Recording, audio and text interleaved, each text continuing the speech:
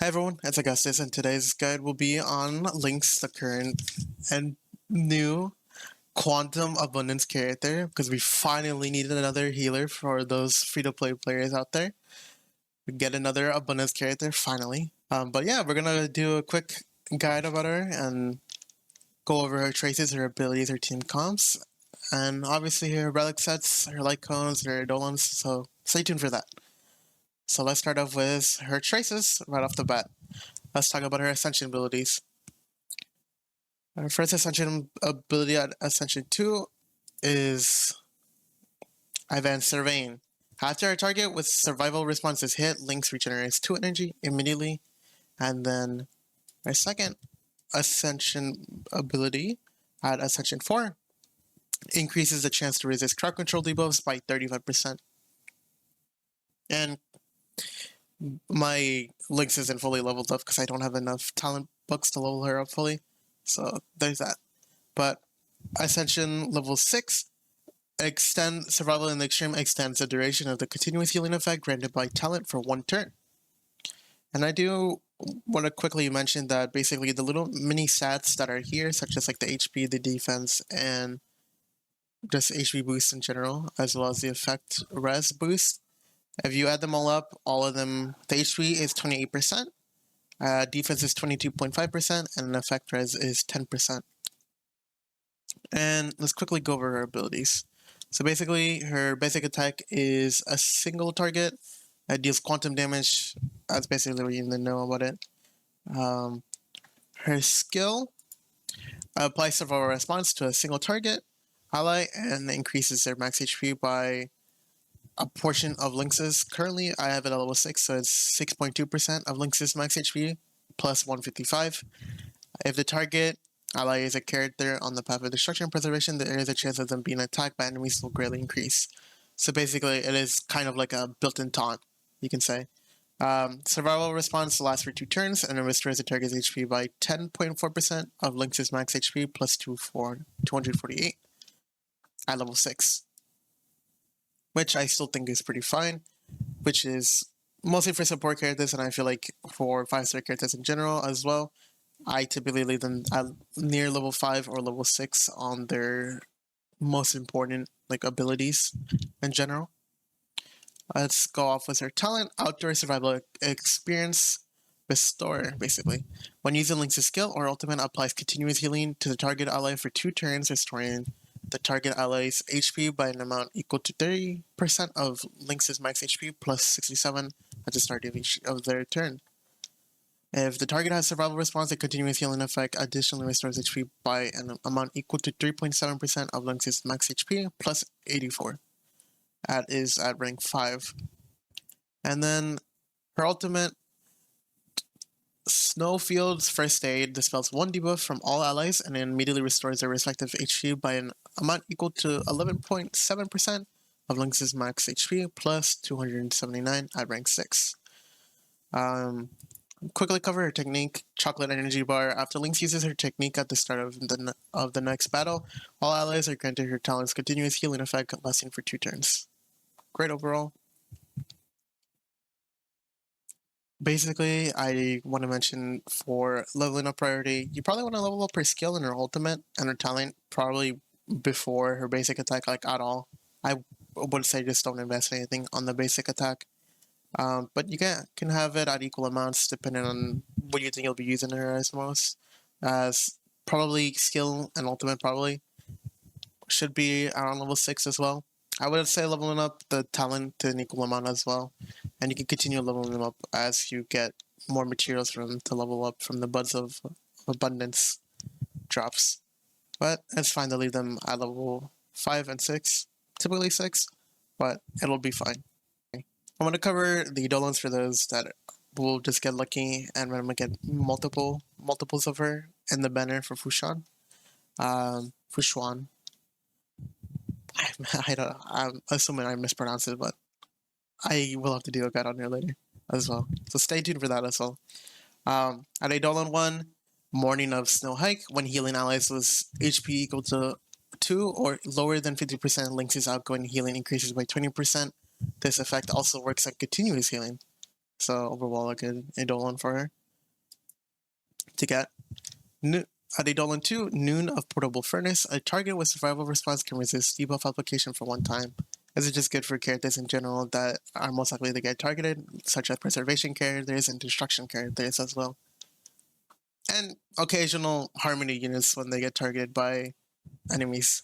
At Eidolon 3, Afternoon of Avalanche Beacon, skill level goes up by 2, up to a maximum of level 15, and basic attacks go up by 1, up to a maximum of level 10. E3 isn't really that important, but it does increase probably the healing of her ultimate skill and obviously her talent. At Eidolon 4, Dusk of Warm Campfire, when survival response is gained, increases the target's attack by an amount equal to 3.0% of Lynx's max HP for 1 turn. Overall good as well. It's just buffs allies as expected from like an abundance character. That's not so much I can say about that.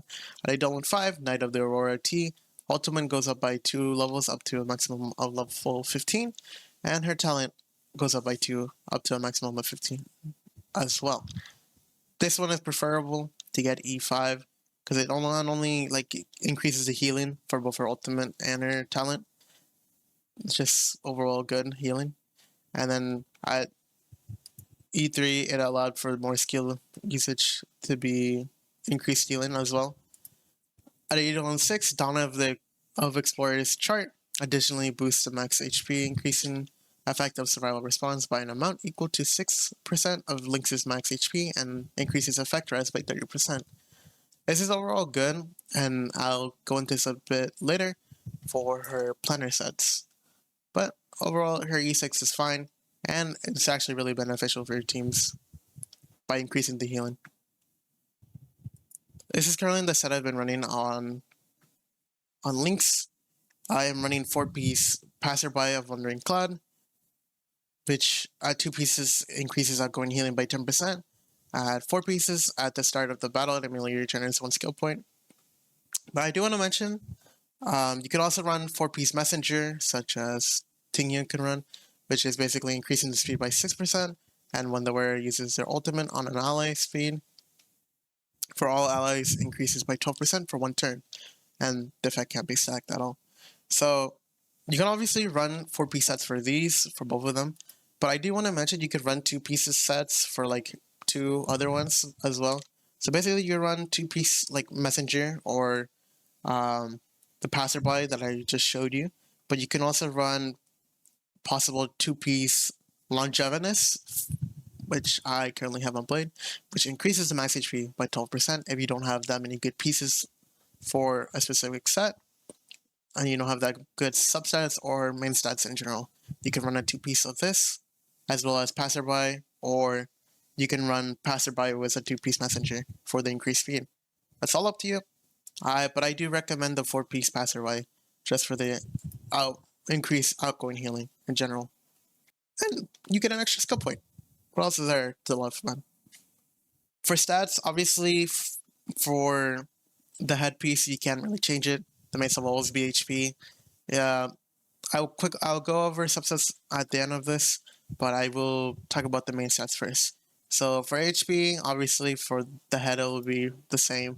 For gloves, it'll obviously be attack. Body, okay, this is where it gets a little, not really complicated, but in a sense, you can go 2 options. You can either go outgoing healing boost, or you can go an HP percent body. Either one is pretty beneficial. If you don't have one, just go for the other one. But I do recommend the outgoing healing boost overall. But you can go HP for those that have it. And then for boots, you really want to run speed so she can actually be able to heal more often. Before, getting struck down by enemies. So you do want her to be faster than them. But let's quickly go over the planner orb set as well as, and then immediately after we talk about the subsets for these pieces that you want. So for planner sets, there are 2 options that I recommend. Well, technically 3. I'll go into the third. The first option, which I think is probably the most beneficial, is Broken Keel.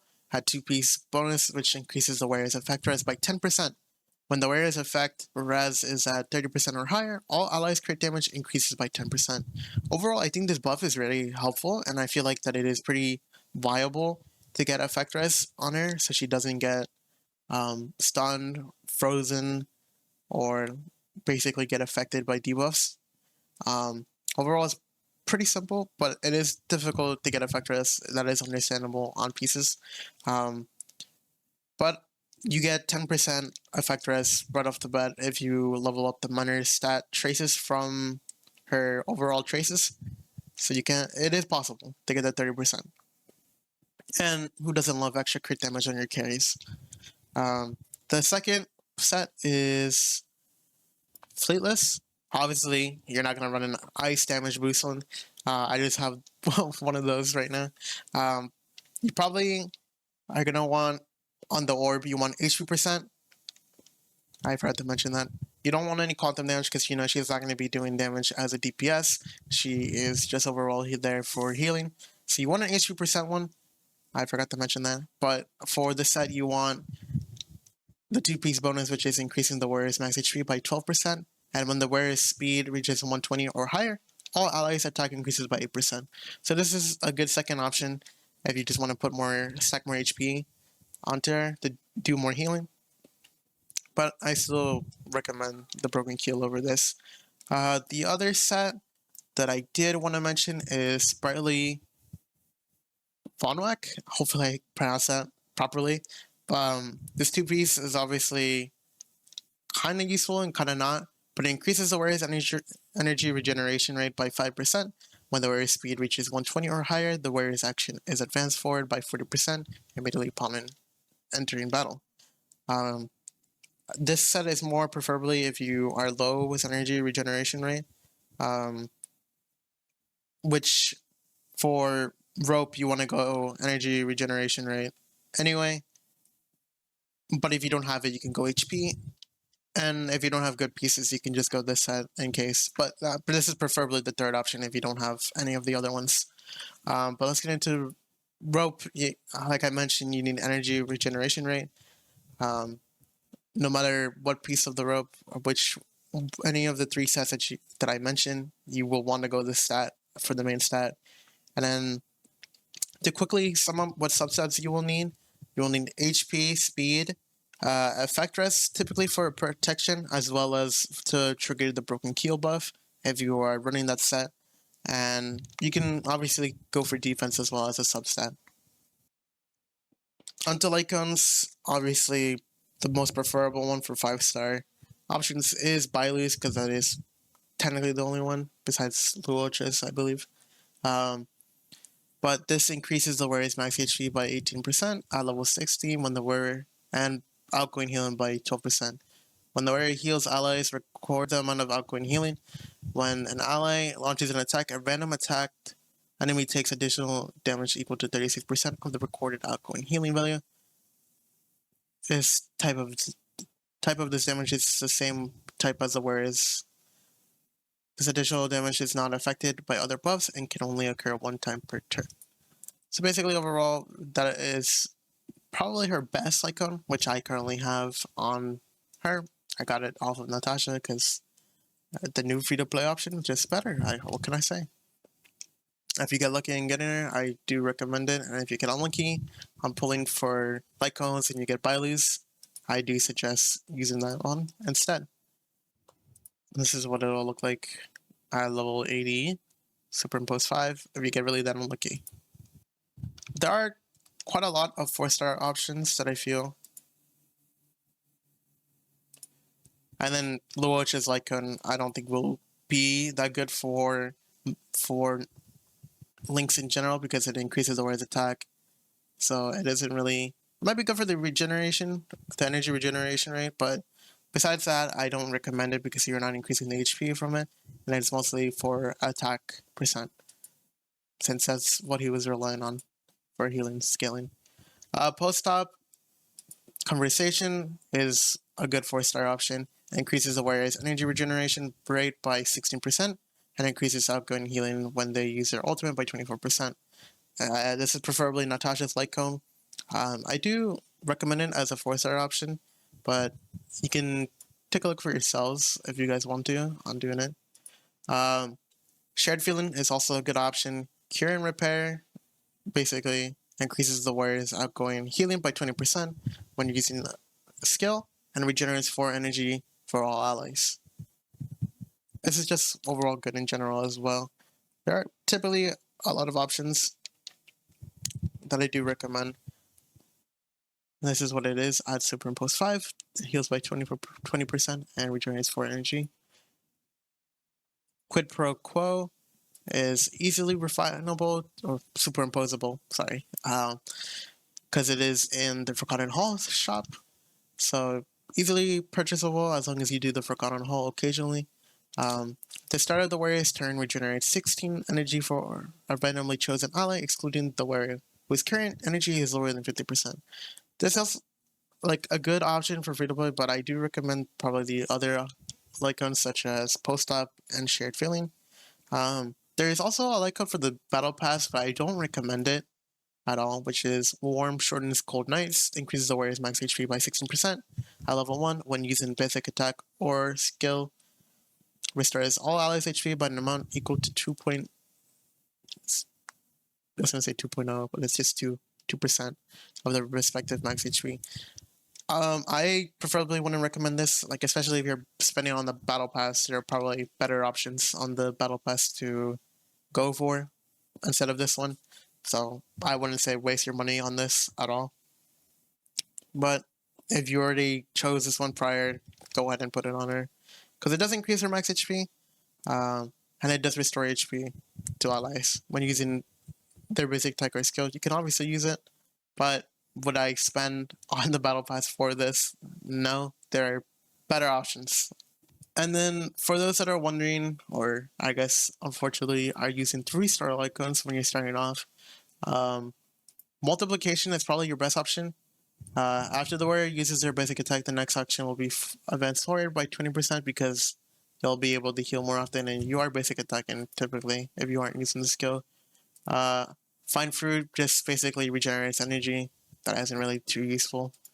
Then Cornucopia, when the warrior uses skill or ultimate, their outgoing healing increases by 24%. This is obviously useful, so you could decide between Cornucopia and Multiplication on which one to use. Overall healing, Cornucopia might be better. Being able to use your turn more often is for Multiplication. Might be better for some teams. That's all up to you. Honestly, Cornucopia kind of sounds better, so you could use that one if you are on the 3-star options.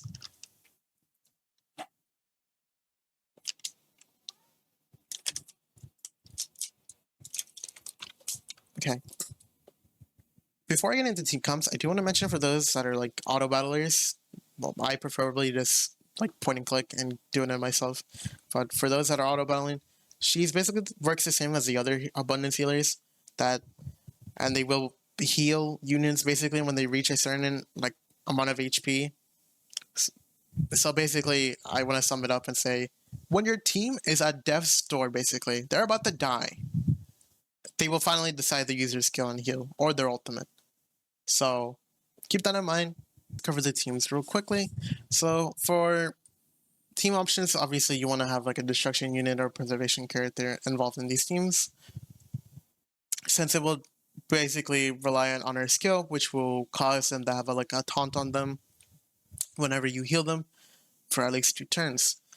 So that is preferable to have, such as having on destruction units such as Clara or Blade, which is very helpful for them. Obviously, you can run her on a team with either Japard. I currently don't have Fu Xuan. I am pulling for her. This is also day 1 of her being released, so I haven't gotten her.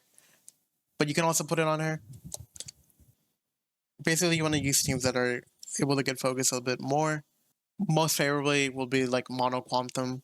You can either run it with Sela, Silverwolf, and Lynx. I don't have Silverwolf, and Fu Xuan as well. So that team is not really in my wheelhouse to use, but you can obviously run with different characters. Other people are typically going to use her with Fu Xuan as well, as being able to heal units as well and her while she's tanking. So basically, any teams with Fu Xuan you can also use, because Fu Xuan's overall use is basically tanking damage, and the only thing that could counter her is basically damage over time. You do want to run Lynx into teams like this so she can auto cleanse like the debuffs off of them from her ultimate. So basically, whenever you face enemies that are damage over time units, I do recommend bringing her just to cleanse the debuff with her ultimate. Another team for Mono Quantum could also be Qingsu, Silver Wolf, Lynx, and Fu Xuan. For Mono Quantum, if you want to run those, obviously you could just run her with basically any team. And yeah, those are typically the teams that people are going to be favoring while using Fu Xuan as well, and Lynx.